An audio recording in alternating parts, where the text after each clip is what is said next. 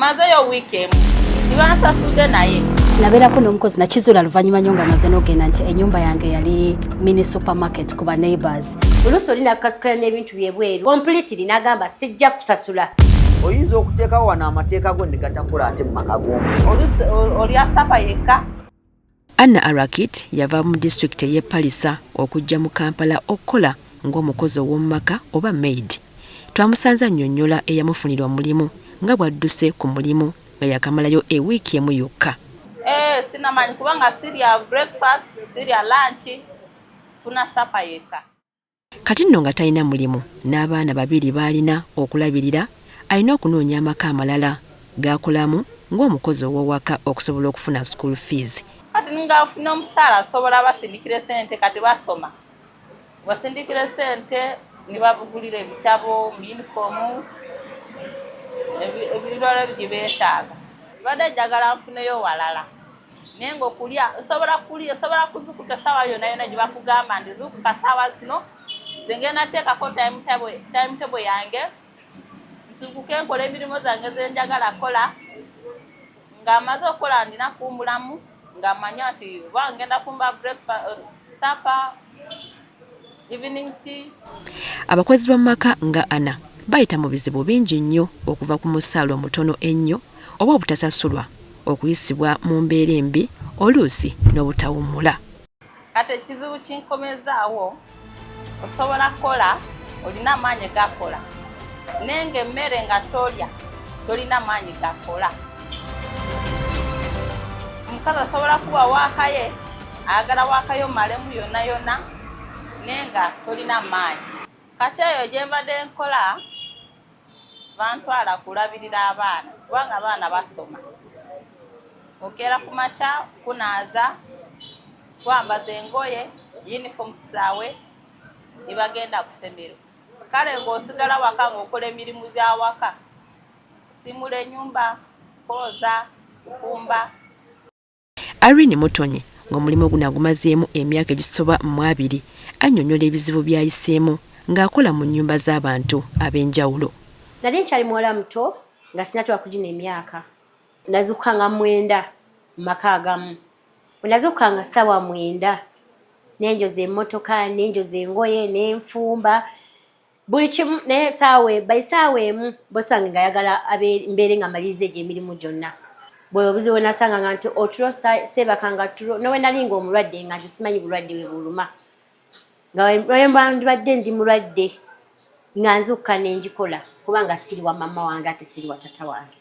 Onywedde ekikopo ky'amajaani n'omugaati toosi 2 naye nga n'emmere tagikuwa naye nga yatudde ku dining atudde ali mu kulya n'abaana be. Kubanga nze nyina omukyala omulala gwe nali nkolerako yandya ssente zange 40,000 gyali emyezi 2 nga nkolera 20,000 buli mwezi. Bwe namugambako omukyala yanvuma ebigambo bingi n'angamba tambula ogenda n'akwata ensawo yange n'agikasuka ebweru. Okusinziira ku kitongole ekya Platform for Labour Action Uganda ekirwanirira eddembe ly'abakozi ab'omu maka, ebitundu 95 ku buli 100 bakola nga tebalina ndagaano giyite contract empandiike ekireetera bekikwatako obutasobola kussa mu nkola mbeera nnungi eri abantu bano. Ku side yange nze bwe nali nfuna omukozi oba abakozi benkozeseza nti nkuba masimu, of course mu contacts zange n'okubira omuntu oba ayina omuntu gw'amanyi, then fortunately n'ofunayo omuntu omu babiri n'oyogera nabo n'oba interviewinga ku ssimu n'olaba oba byalina byebyo bye weetaaga oba by'oyagala kukolere nga n'abisobola. Kati nze ndi mukazi muzadde era ekikwatagana n'omwana is 100% ago kubanga bw'abanga atajja kusobola mwana kitegeeza batagenda kukola. Jukira nkera nnyo nenve waka nzirayo kiro, so obuvunaanyizibwa obusinga bulina kubanga bwa mwana, so mba neetaaga omuntu ng'ekituufu ategeera omwana. Omuntu agenda kubeera perfect naye bw'abeera ne kayuniti akatini nnyo akatya Katonda ebintu ebimu aba obikola. Ebitongole bingi bitondeddwawo okulaba nti abakozi ab'ewaka n'abakozesa basobola okukolera mu mateeka n'okulongoosaamu mu ngeri abakozi bano gye bafunamu emirimu mu maka ag'enjawulo. Okusinza ku Rita Nakkonde ng'akola ne Minisitule y'ekikola ky'abantu era nga yavunaanyizibwa ku bakozi abagenda ebweru w'eggwanga, ebitongole bino birina okubanga bikkirizibwa mu mateeka okufunira abantu bano emirimu egyawaka. Bwe twogera tulina ebitongole 237. Ebitongole ebyo oba gye bandiise agencies ezo zirina okubeera nga zirina license. Era Omunnayuganda ali eyo bw'oba oyagala okukakasa nti nno kino ekitongole kyogenzeeko kirina license yaweebwa okuva eri Ministry ya Gender, osobola ogenda ku mutimbagano ku mukutu ogwa External Employment Management System gye wandiise IMIS n'oteekamu n'okebera company X oba eri license ne Ministry ya Gender. Ate ku miluka gye wandiise ku district level tulinayo abakugu bandiise era aba labor officers babeera balina list ezo nti nno ne woba oli Adjumani osobola ogenda ku district n'obabuuza basobola okukuwa list ezo. Kakati ebitongole ministry erina okubeera nga ebi monitoringa tu inspectinga buli mwezi naye wabeerawo nga waliwo ebitagatta bulungi tusobola okukola ka spot on inspection ne tulaba. Ebitongole nga Clean Maids Uganda ne Number 1 Maids Uganda byeyimu ku bitongole ebifunira abantu emirimu gy'abakozi ab'omu maka. Twogeddeko n'abakulu b'ebitongole bino ne batunnyonnyola emitendera egiyitwamu n'amateeka ki agagobererwa nga bafuna abakozi bano. Boss ajja ku ofiisi wabeerawo fayiro ze tuba tukwasaganyiza, omuwala tukola fayiro ye tumakinga sure nti alina ebimwogerako okuva ku kyalo kyewaabwe n'abeera waliwo abalina national ID waliwo abatayina ne tufuna engeri gye tukikwasaganyamu. Kati atalina national ID osobola omutuma LC letter from her village then n'omugamba aleete recommenders national IDs making sure nti ekintu kyokola omuntu gw'ogabira omuntu omumanyi bulungi at least omanyi wotandikira just in case of anything.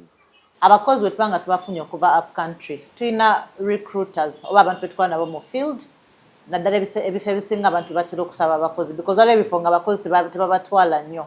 So kati fe abaffe right now abasinga bava mu east mostly Buyikwe ne district eziri surrounding, so tulina omuntu gwe tukola naye ku ground.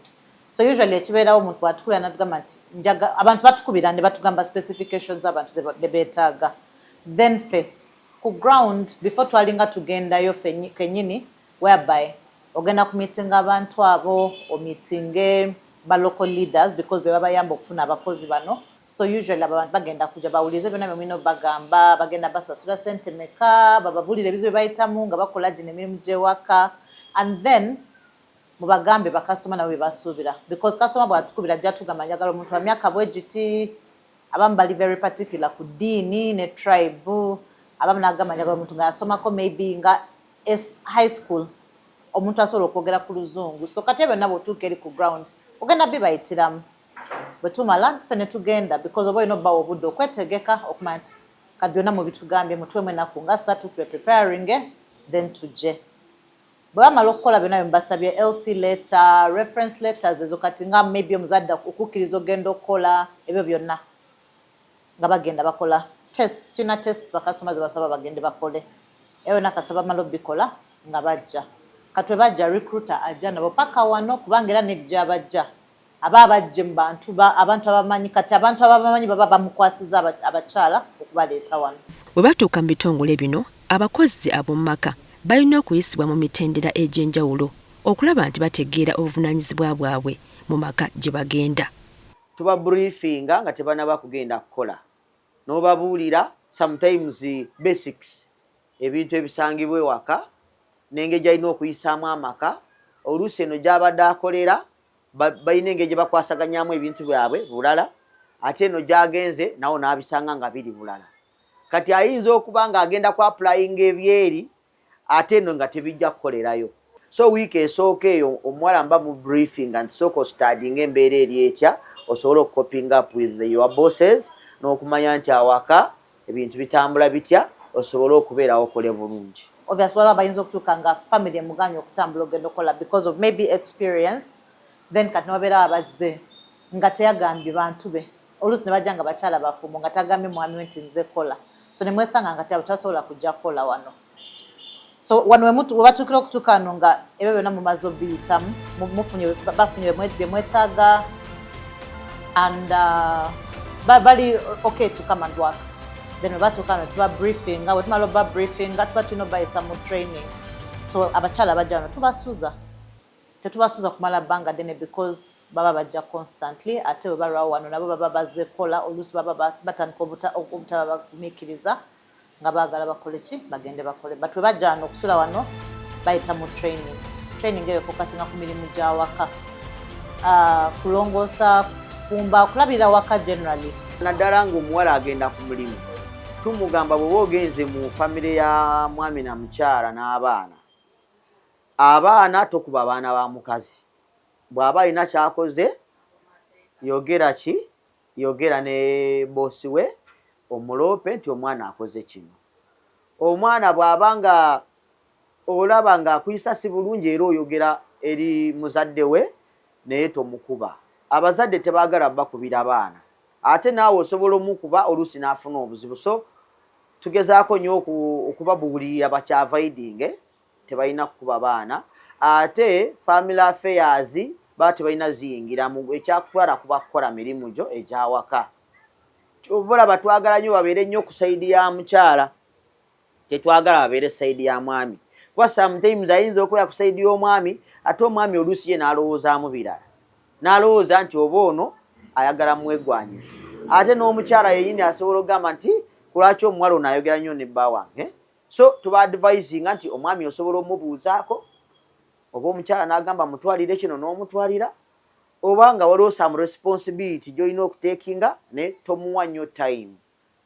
National Institute of Health ekitongole kya America ekivunaanyizibwa ku kunoonyereza ku by'obulamu mu bantu kyakakasa nti abakozi abawaka bangi batwalibwa bato mu maka ne batuusibwako obulwadde obulemu n'okukabasanyizibwa nga tewali buyambi bwonna oba obwenkanya.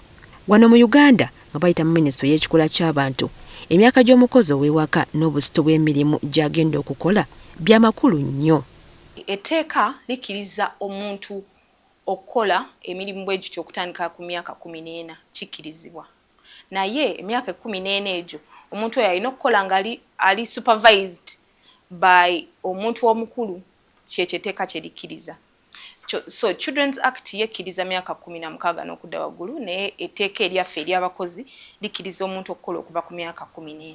Abasinga baagala bala bato because in their minds ajja kola ayina amaanyi naye omuwala omuto for me omuwala omuto ali mu myaka 18 ku myaka nga katugamba 21 bw'abanga tanaba kumanya kyeyeetaaga omulimu guno gujja kubanga abuukabuuka nnyo because akyalina obudde obubuuka naye bw'osanga omuntu ng'alina emyaka gy'asetolinzawo myaka 25 n'okuddako waggulu ajja kola bw'abanga manyi kyeyeetaaga ajja kola so obuzibu awo tufuna ebintu ebyo emyaka then of course ekyeddiini ne tribe fe kitukaluubiriza because fe tetubasosola ku eyo level naye abantu abasinga bakaluubirirwa omuntu n'agamba ekyeddiini kiganye tribe n'anyigiriza naye ekyeddiini nga kiganye so nimwesanga nembeera n'abaala asatu wano ng'eddiini abakasitoma tebagitwala muyinza okukaluubirirwa bagaba sabana tetu-employing abaana below 18 ne 18 tukaluubirirwa wano mu ofisi yaffe tubatwaga at least babeereko nga bawezeza myaka nga 2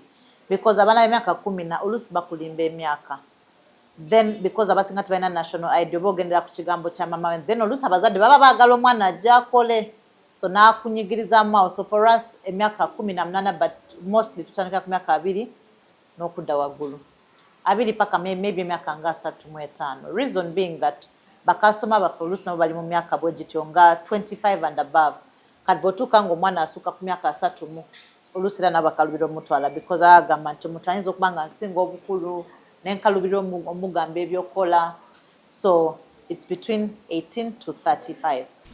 Yadde ng'ebitongole bino byonna bizze mu Uganda okuyambako mu kussaawo n'okulwanirira eddembe ly'abakozi abawaka ebifa mu maka ago oluusi bireetawo obutategeeragana wakati w'abakozi bennyini n'abakozesa oba bakama baabwe. Yadde ng'etteeka ly'abakozi likkiriza eddembe ly'abakozi ab'omu maka ekyewuunyisa kiri nti terijjayo bantu ki abagwa mu kkowe lino. Abavunaanyizibwa ku bakozi bano ku mitendera egy'enjawulo tebasobola kubalambula. Okujjako nga kubidde essimu nakwinviting ewakaawe tetumala gagendayo kyetusinga ogamba bakasitoma nga twakabawa omuntu ajja okukolera mwenna temwemanyi you're getting to know each other for the first time so tuba tubagamba nti mwewe munga weeks 2 si kyangu because naddala emyako omuntu oba olina by'omwetaagisa weeks 2 okumugumikiriza amala okunona buli kimu mu nnyumba yo si kyangu, but then eyo ye building block ya relationship yammwe. Kakati wesanga nga eyo ye period abantu gye basalirawo ono ngenda mukozesa wasigenda mukozesa because omuntu obanga tomumanyi adjusting to somebody new naddala abantu bebasuza si kyangu. Nti boosi asobola okwemulugunya ku muwala, oluusi omuwala neyemulugunya ku boosi, oluusi neweesanga nga bombi tewaliwo yemulugunya ku munne nga bakola bulungi. Oluusi bw'olaba nga waliwo ekyetaagisa okwogera ne boosi we, okubira boosi we n'omugamba nti waliwo ensonga bweti ne bweti. Oluusi n'ogamba omukozi nti sooka oyogere ne boosi wo, kubanga oluusi kibayisaamu bubi nti nze bwe nkubira boosi ne mugamba ku kintu ky'omuwala kati ye abanga alaba nti omuwala ali mu kumwogerako. So sometimes bw'aba nkubidde essimu tusooka ne discussinga n'omuwala nga how is it, wendaba nti kasi kyamaanyi nnyo, I just advise her what to do. Nabeerako n'omukozi nakizuula luvannyuma nnyo ng'amaze n'ogenda nti ennyumba yange yali mini supermarket ku ba neighbours, so ng'oleeta ebintu ne bajja ne babimugulako ng'amanda ng'emmere okitegeera. Ne mmanye nako nti baatuka ekiseera maid wange nga afumba emmere nga ya bonna ne ba neighbours about 2 of them, so ye nga ye cook nga bamuwa ssente kati natola ku mmere, so ogenda kulaba nti emmere gye wali obaze nti ya weeks 2 netwala wiiki emu. So oyinza okuleeta omuntu ono nga tamanyi ku budgetinga, gwe ng'obudgetinze emmere ya wiiki namba naye nga yagenda gifumba mu nnaku 2, kati wona ogamba nti kendezaako wano bagenda kubeerawo obuzibu. Naye ate waliwo abantu nga tebakifaako nnyo nga bo kasita bava awaka ne bagenda ku mulimu okujja kulya emmere nga bakomyewo, n'ekyo nakyo kinene nnyo. So buli bwe bakyogerako abawala tuki-investigatinzeko okumala ebbanga ne turealize nga kyekimu ku bintu ebiri very very common ekintu ky'emmere. Oluusi kizuuka nti eddembe lirwanirirwa okuweebwa abakozi ab'omu maka ate bo bennyini be balyeyonoonera. Abakozi bangi mu maka kigambibwa nti tibeesigika, basiwuufu ba mpisa ate tebawa bakama baabwe kitiibwa. Kuba ababoosi b'abaana bano babeera bakyala, abaami bo bajja buzzi waka kusangawo bawala, ne bw'aba amunonye wano bw'amutuusa ewaka boosi we aba mukyala. Tuba advisingayo okubeera nga bagoberera nnyo ebyabakyala okusinga okubeera ku sayidi y'abaana, kuba bw'abeera ku sayidi y'omwami ate oluusi omukyala ajja kulowoozaamu bintu birala. First of all, bwe batukwadde omulimu gwako olina okutegeera nti no oli responsible for byonna by'okola mu nnyumba ya customer. This means that bw'oba otuusa customer ne weeronda oba biki biki newabeerawo obuzibu, obwo obuzibu buli ku ggwe because a decision oba ogitutte. Secondly, amateeka g'omu nnyumba, bw'otuuka mu nnyumba y'omuntu ng'alina bye yeetaaga byagana byatayagala, olina obifolowinga because bw'ova wano yeyo office yo ogenzewo oyo omuntu, ennyumba ye nga bwagitambuza bw'olina ogitambuzaako. Ekirala obviously nga bwe tugambye nti abaana bakulu batawanya, also kye twagala omanye nti ennyumba y'abantu, abaana b'abantu si bantu bakubeerawo nti obayise nga bw'oyagala just because ozze okola mu nnyumba eno oba maybe abaana abato bakutawaanya oba kino olowooza nti ojja kutwala amateeka mu mikono gyo. Obviously tulina probation period. Mwe probation period kitegeeza nti no egyo emyezi 3 egisooka customer bw'aba akututte kiri gy'ali okusalawo oba bw'oba ogenze nga tomwadde budde ssente azisalako ez'ebbanga eyo inconvenience gy'oba omuleetedde oba olina ogenda n'okitegeera because abamu balina omuze gw'ogamba nze ngenda mpa ssente zange, naye n'ogamba nti ogenda mpa ssente zange omuntu mwali na plan funa muntu mulala kiri gy'ali because mu contract yo olina probation period gy'okomitinzeeko and then obviously ku office tukubuuza ogenda kukolera bbanga kino ogamba nze nja kukolera mwaka nja kukolera myaka 2 ebyo byonna. Ekikula ky'abantu n'engeri gye beeyisaamu kyawukana nnyo kubanga buli maka gabeeramu amateeka agagobererwa abantu abagalimu. Okulemererwa okutegeera ekintu kino kireetedde abakozi bangi mu maka okufiirwa emirimu gyabwe. Wano ebitongole bifuna abakozi bikola kaweefube okulaba nti enkolagana wakati w'abakozesa n'abakozi ebaawo era baabuwe n'etayonooneka. Abakyala oluusi bajja bawa freedom bagikwate bubi. Omuntu ayinza okugamba nti kati buli Sunday nja kuleka ng'ogende ku church nga takukaluubirizibwa, but omuntu omu n'akifuula nti no bw'agenda ku church takomawo paka nkeera. Waliwo essaawa z'ogenda okutuuka nga tosobola kusuuka ssaawa ezo and maybe ziyinza okubeera nga ssaawa 2 ez'ekiro. Although mwe mujja kukyogerako wano mu office naye bw'anaagenda eri amateeka g'omu nnyumba z'abantu ga njawulo. Kati abantu ekyokufiirwa kye kintu kye tusinga okutawaana nakyo mu mirimu gyaffe because abakyala bafiisa nnyo abantu afiisa jjajjawe n'afiisa by the time wakomera nga tomanyi ani afudde ddala oba wawe bakugamba wakoze ki wakugambyeko story wakulimbyemu. Olumu abawala babikozesa nga excuse bw'aba ayagala kutoloka oba kuva awaka w'omuntu nga waliwo ebimunyigiriza n'ateekawo embeera ate nafiiriddwa ate nakoze bwe nti asobola okuvaawo naye bwe kiba nga ddala kituufu afiiriddwa akkirizibwa okugenda okuziika naye nga talwayo nnyo kubanga baboosi be baba bajja kuba bamwetaaga. Ennaku ez'okugenda okuziika sifa abazibawa bazikkaanyaako ne boosi we. Waliwo omuntu ng'agenda kugamba nze omukyala buli mwaka muwayo nga weeks 2 either mu December oba oluvannyuma lwa myezi 6 n'agenda baba mugambye nti akomawo oluvannyuma lw'eryo ebbanga n'akomawo well and good naye kasa zisuukamu weeks 2 nga kati mukube esimu tagifuna ng'essimu ekomawo ku office mutandika okunoonya omuntu omulala because aba abuse nze. Just naddayo waka ne nsanga maid wange nga yeesaze kasikati nga kwakoma eno ne mugamba lindako okimanyi mu nnyumba tulinamu abaana abalenzi eno ennyambala nze tegenda kukola wange. Of course mba muwedde mbawulire bulungi naye ate nina eddembe lyesinza mukkiririzaamu kubanga bwe linaasukkawo abajja kutabuka. Yadde nga kaweefube ow'okukuuma eddembe waali waliwo ekiseera we kisukka ebintu ne bigaana enteeseganya ne zigaanira ddala. Abawala ayinza okubeera ewa boosi olumu tebirabika nnyo naye ng'olumu oluusi omuwala n'ayagala ate mukozi munne ng'oluusi waliwo shamba boyi oba waliwo asikaali oluusi ne weesanga nga beeyagadde kati baba beeyagadde ate boosi n'akimanya asobola bageze okwawoningamukko naye ebiseera ebisinga bwe bakimanyirawo nti ono eyagala n'ono babagoba bugobi. Mu nnyumba yange temubeeramu bakazi babiri gwe kasita ku makya lukeera olwaleero lwa 6 n'owulira ng'okuze nga kati tuli ku level y'emu ngamba nti maama kati ndi mukazi otambule ogende. Teri muntu ndowooza aba briefing akwategeeza nti ono omuntu azze kukola mu capacity nga katugambe anti kati newesanga nga omuntu oba oyagala muwala nga wa myaka 21 nga tewakwinawo omwana maybe wa myaka 16 eyo relationship nzibu nnyo because not much as ali 21 akyali muto but then nono tamanyi ngeri yakurelatinga nono omuntu newesanga nga oluusi tamanyi ngeri yabakwatamu. Kasita wabaawo ekibalemeseza okukontinuinga okukola awo nze wenyingiriramu nabo ne baba nga bambuulidde omuwala ambuulira ne boosi we n'ambuulira kati awo ekyokusalawo okuba kuvaayo nemuwa omukozi omulala ate n'avuddeyo naye abasigama nti kati olwawo ebyokukola biba biwedde. Kubanga etteeka ly'abakozi terirambulula misaala gy'abakozi b'awaka kiyite minimum wage, abakozi bangi bafuna obusente butono nnyo era nga kino tekibasobozesa kutereka akasente konna akandibayambyeko mu biseera byabwe eby'omu maaso. Ekyamazima eby'essaawa tetubiyingiramu nnyo. Omuwala muyinza okwogera wano ne boosi nti agenda akole akome ku ssaawa 3 ez'ekiro ate neyeekanga nga emirimu gituuse mu ssaawa 5 oluusi n'essaawa 6 wabula tukiyingiramu ng'omuwala akomplayininze kuba bw'otuuka eri oyinza okuteekawo wano amateeka go ne gatakola ate mu maka g'omuntu. Nti omwana bw'abanga tannagenda nga tetunamuwayo wa client tumugamba ofunamu obuzibu bwonna tukubire. So abaana babeera ne contacts zaabwe zaffe ne ba clients balina contacts zaffe.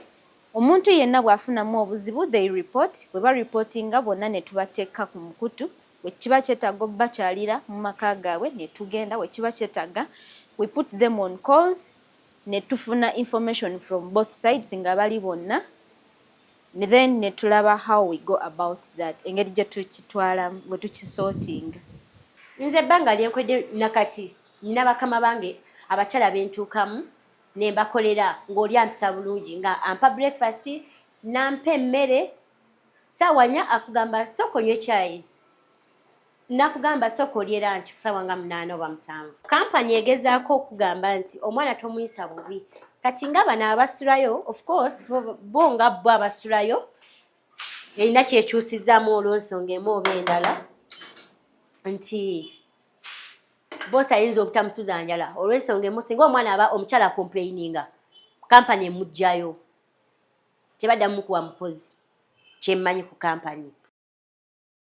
Gavumenti nayo yeetaaga okikwasaganya kino ekya minimum wage kuba nakiwulirako mu paliamenti baagaana okiyisa kati saawa zino abakozi babeerawo ku mase ga nzaamuwaayo n'amutwala kubanga ebiseera ebisinga tusooka kukkaanya nti agenda kukolera ssente meka. 15 saawa zino yeringa minimum y'abaana abalina experience naye nga bakola paka ku 225 bagabwa kisinziira bosi amutwala naye azitowa atya. Tulina obuzibu ba clients baffe bawa abaana baffe ssente ntono baba bategedde naye client balina mentality ziri nti abaana bakyabawa 8,000. Era omuwala bw'aba tafunye ssente zaako akukubiira essimu n'akomplaininga nti sinafuna ssente oba mulimu abamu akola n'emyezi 2 oba 3 nga tanafuna ssente ntumubuuza wali kuki emyezi 3 gyonna olinze gyaki olina otugamba omukozi we bamugobera wonna ffe tukiyingiramu bwe baba tebamuwadde ssente ze olw'ensonga oyagala tukuwa omukozi omulala kati ate ono muweezi ze oba akoledde wiikisi 3 bwe bala ssente ze osooka n'omanya nti oba emitwalo giri 15 n'omanya nti buli lunaku lwa 10 times 3 weeks oba 21 days oba 20 n'obala ssente ze n'ozimuwa naye abamu amuwa full month bw'aba nga abadde abuzaayo nga wiiki emu amuwa full month n'akomawo omwana ne tumuteekateeka ntumuwa omulimu omulala ne boosi we ne tumuwa omukozi omulala. Ku ssente zino omuntu yandyebuuza babeerawo batya okumaliriza ebizibu byabwe ng'omuntu omulala yenna. Abawala beeterekera ssente zaabwe oba ateeka ku masimu abamu babeera n'obuvunaanyizibwa oluusi alina abaana be 2 oba 1 nga bali mu kyalo olufuna ssente ze yamanya engeri gyazikola ki gyazitemaatema nakamperezeeko alabirira omwana wange oba abamu balinayo ne ku bibiina. Kati abawala bali manage bo balina bank accounts. Tulina accounts z'abakozi mu finka gye bafunira musala so customers asasula ku office ne bazifuna ku accounts zaabwe. Yes. Then in that same breath oba obuze kya savings obviously now tukolagana ne bank eyo ebawa financial literacy training okuba buli engeri y'okukwata mu ssente zaabwe so buli wajja nga agulawo account oba tuukira wano nga bagulawo account balina babasomesa engeri y'okutandika okupulaningira ssente zaabwe n'ozisevinga. Ebiseera ebisinga abaana ababeera ne target n'agamba nti kangende nkoleyo omwaka gumu nja kuba nsobodde okusevinga weesanga nti bw'aba asibanga enviiri ng'ezo bw'abeera waka abeera asobola okusiba madaamu enviiri asobola okusiba abaana abo enviiri oluusi ne bamuwayo akasente akatonotono naye n'abeera nga yeeyongerako ku skills n'okuba nga obumanyirivu anywereza ddala. Okusinza ku ssemateeka wa Uganda mu tteeka ery'abakozi eryalongosebwamu mu Gwokuna 2026 oba Employment Amendment Act 2026 abakozi b'awaka batwalibwa ng'abakozi abalala bonna mu Uganda era abakozesa baabwe balina okubawa endagaano empandiika obulungi giyite contract etakka wansi wa myezi 6 okuwummula oba work leave n'embeera ennungi awatali kukaluubirizibwa kwonna.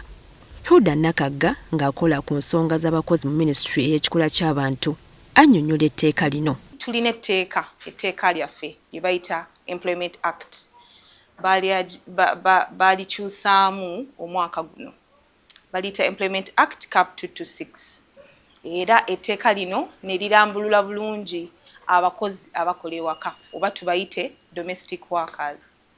So section 33 eyogera ku bakozi ab'enjawulo era etteeka ligamba nti abakozi abamu ab'enjawulo mwe muli abakozi abakola ewaka. Kakati etteeka lino eno eryajja mu April oba omwezi ogwokuna 2026 litulaga nti abakozi bano abakola ewaka nabo bakozi ng'abakozi abalala bonna era balina eddembe ery'enjawulo okugeza balina eddembe okumanya emirimu gye bateekeddwa okukola okumanya ssente ze balina okufuna era n'okufuna ekifo ekikolerwamu ekirungi. Balina n'eddembe ery'okuwummula oba kye tuyita leave. Agamba eddembe ly'abakozi b'awaka lirina okulambikibwa mu ndagaano wakati w'omukozi n'omukozesa. Abakozesa abakozi bano bateekeddwa okumanya nti abakozi bano bateekwa okubeera ne contract oba kye twandiise obuwandiike engeri gye bagenda okukolamu bateekeddwa okuba nga bakitadde mu buwandiike era bateekwa okubawa ekifo ekikolerwamu ekirungi balina okubeera ew'okusula awalungi, balina okubawa emmere, amazzi ag'okunywa ng'abakozi abalala bonna era balina okusasulwa ssente ku mwezi mu budde. Kati lwaki twagala abakozi bano babeere ne contract eno kiraga nti emitendera gye balina okukoleramu era singa ono omukozesa abanga takoze ebyo ebiri mu mitendera egyo omukozi oyo asobola okugenda n'awaaba eri omukungu akola ku nsonga ez'abakozi nga nze. Ayisibwe nga gwe bw'oyagala okuyisibwa because balina amateeka agabasupportinga especially okuva ku ministry. First of all, avudde emikono gy'abazadde be kati aze mu gyaffe kati babaze emikono gyo kintu kyonna ekimukakatako oli responsible for that. Bakasitoma kasita batwala abakozi tusayininga contract nabo, abakozi kasita bajja wano tusayininga contract nabo, ate nga tonnababagaba tulina form gye tujjuzamu ng'erina buli kimu ekibakwatako ekya family gyava, copy ya national ID, ebbaluwa ya LC, everything ebibakwatako. So kati gwe bw'ojja n'omutusaba ne tumukuwa ebyo byonna ebintu ogenda bitusaba kitegeeza nti tumukukwasiza ate tulina okutegeeza abantu be nti omwana bamututte. Kati oluusi omukyala oluusi bakasitoma naddala bamaama jagamba mumpe ku simu ya mukama we nga mukwata ebintu byonna nga kasitoma mumutegeeza nti mama w'omuwala ayagala kutegeera wa gy'alaze nga muwaayo ennamba nga tutandikiraawo. Oluusi waliwo ebintu kale bye batakugamba najja nga alina omugongo ogumuluma ng'emirimu bw'agikola ennyo omugongo ogumutaanya naye n'atabagamba. Kati ebyo nabyogerera ku mimba oluusi bakasitoma bakalubira because oyinza okwesanga nga kati oli mu kujanjaba ekintu nga biila eyo tewagirina mu mind because omuntu aba aze nakyo oba abamu nga yazaala kale alina olukindo bimutawaanya. So kasitoma wakalubira naye bino nti nalwadde musujja ku mulimu bajja kujanja naye ate bakujjanjaba nga toona ebiseera ebisinga tufunira obuzibu kasitoma agamba nti omuwala mukomyawo ku ofiisi yammwe alwala nnyo. So kati awo kya health wekikalubiramu naye bino nti nina ekifuba oba nina omutwe oba biki bakujjanjaba to a certain level. Oluusi batera nnyo balwala butonotono busenyiga buki kifuba naye bw'aba alwadde kiri serious boosi we atekinga care naye bwe kibanga kiwanvuyeemu awo nayinvolvinga family ey'omuwala. Era baboosi b'abakozi bonna kibakakatako okumanya ki ekyetaagisa okulaba nti eddembe ly'abakozi baabwe mu maka teririnnyirirwa. Of course omukozi ono bw'abazze mu nnyumba yange abeera under my care kitegeeza nti alina okuba omulamu kinkakatako okitegeera alina okuba omulamu nti ne bw'aba alwadde kinkakatako okumujjanjaba kinkakatako okumuwa environment abe nga ali bulungi. Lwaki nti bw'abeera nga ali bulungi kitegeeza n'emirimu abajja kugikola bulungi. Rights zaabwe bano balina okulya okitegeera balina okulya balina okwebaka balina eddembe ng'abantu because at the end of the day naye muntu katolaba nze nkozesa bawala era nkimanyi nti weekend ebiseera ebisinga abakozi bange nabo ebeera weekend yaabwe nze kasita nzire waka nkola nfumba njoza nsiimuula I take care of abaana bange ne muleka n'agenda kubanga nze nkimanyi nti kyabuntu akakadde abatagenda kunnyonnyola naye ng'akeetaaga era Saturday ebiseera ebisinga kasita ziwera ssaawa 6 nze mbaleka ne bagenda. Bw'aba agenze ku mulimu rights ze okulya meals ezi alina okulya breakfast alina okulya lunch alina okulya supper kubanga aba akozesa maanyi okukola emirimu gy'awaka ate nga gava mu kulya.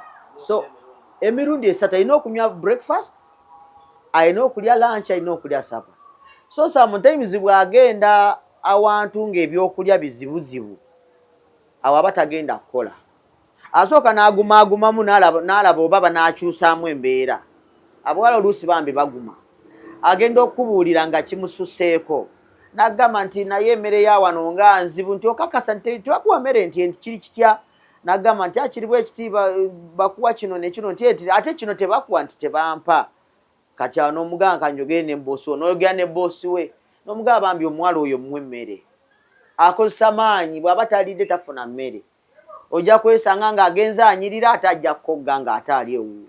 Siyinza kubeera waka nga ndya ng'omukozi wange ali mu kiyungu era nabagamba bw'eba ssaawa yakulya okitegeera buba budde bwakulya teri byakuleeta mmere ate ye n'asigalayo bw'ali mu kwoza simanyi ali mu kiyungu simanyi nze sirya na bakama bange nedda.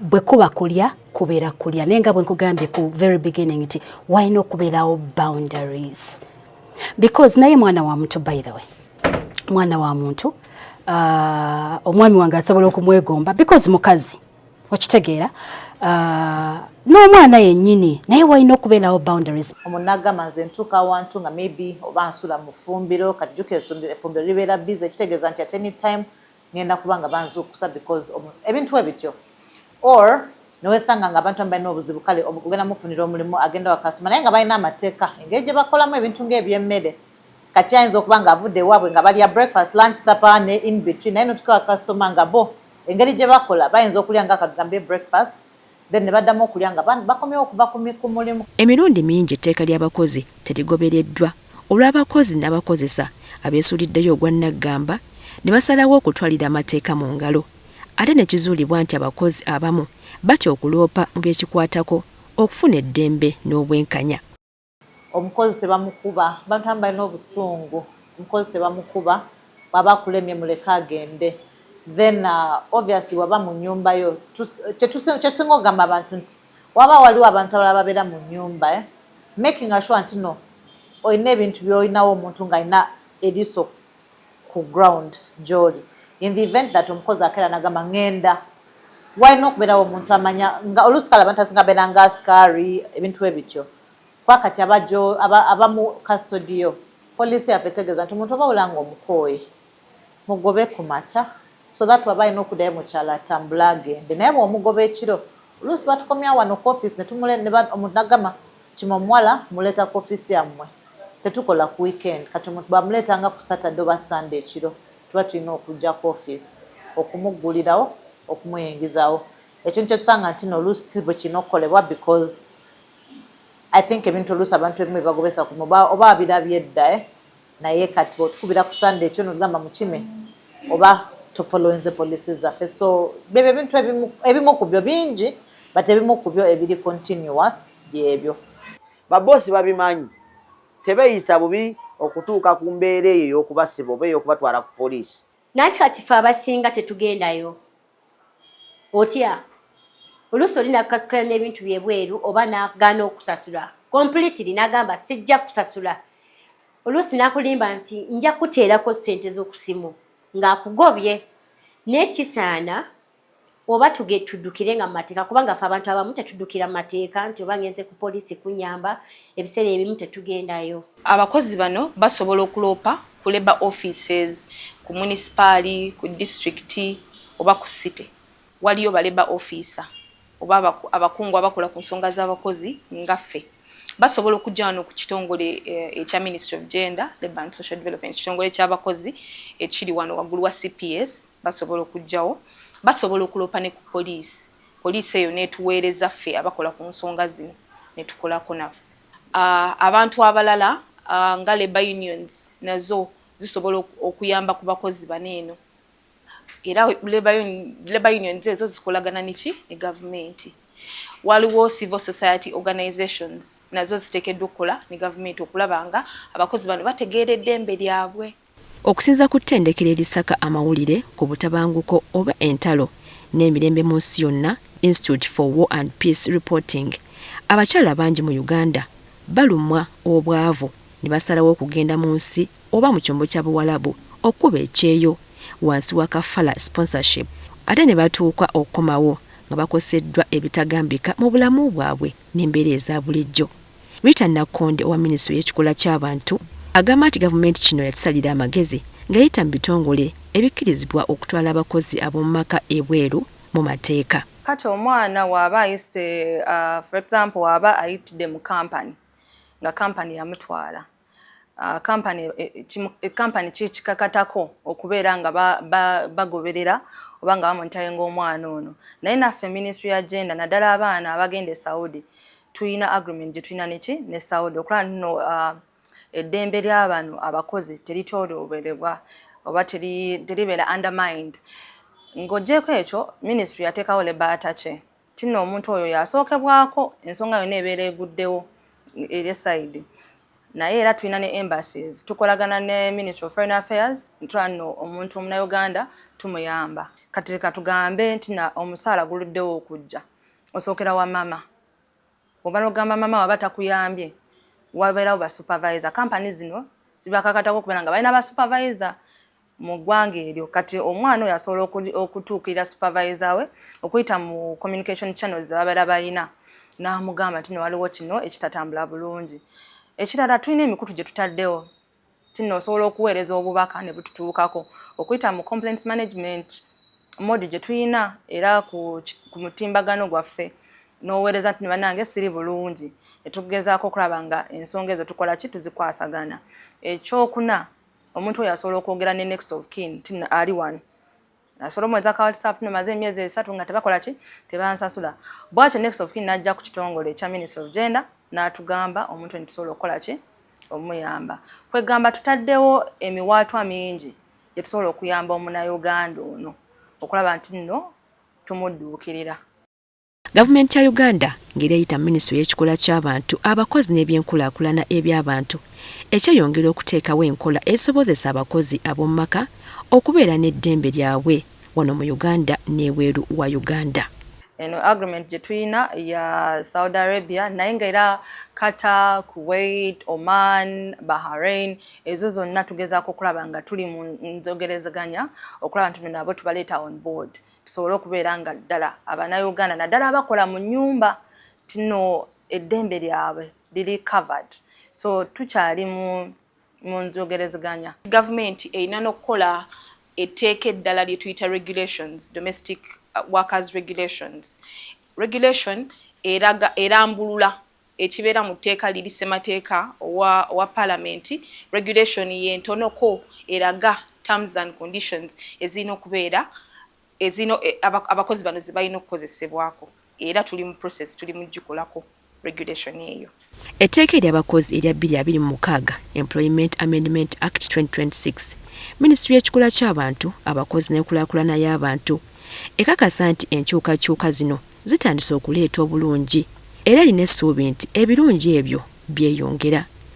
Ekikulu kati kwe kulaba ng'obukuumi n'eddembe ebiri mu tteeka bifuuka ebikolwa ebirabika mu bulamu n'embeera z'emirimu gy'abakozi omuli n'abakozi ab'omu maka mu Uganda n'ebweru ewa Uganda.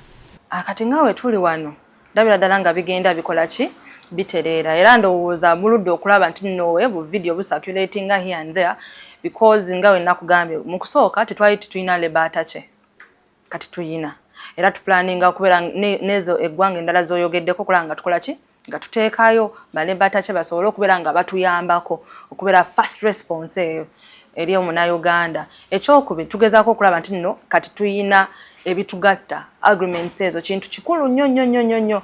Ekyokusatu tugezaako okulaba nga tu streamlininga tida abaana bonna abeetaaga okugenda ebweru bayita through the system nga bali cleared by Ministry of Gender, Labour and Social Development. Etteeka liyinza okuwa omukozi obuvunaanyizibwa n'eddembe naye eddembe liba lya mugaso nnyo nga limanyiddwa lissiddwa mu nkola era nga n'abavunaanyizibwa balondodde. Ku ba maids oba abakozi ab'omu maka 10,000 abakolera mu maka g'abantu ekibuuzo si kyakwogera kwokka ku bya tteeka wabula oba obukuumi n'eddembe eryabaweebwa bituukira ddala gye bakolera. Obadde ku program Know Your Rights wano ku Spark TV nange Priska Namulema.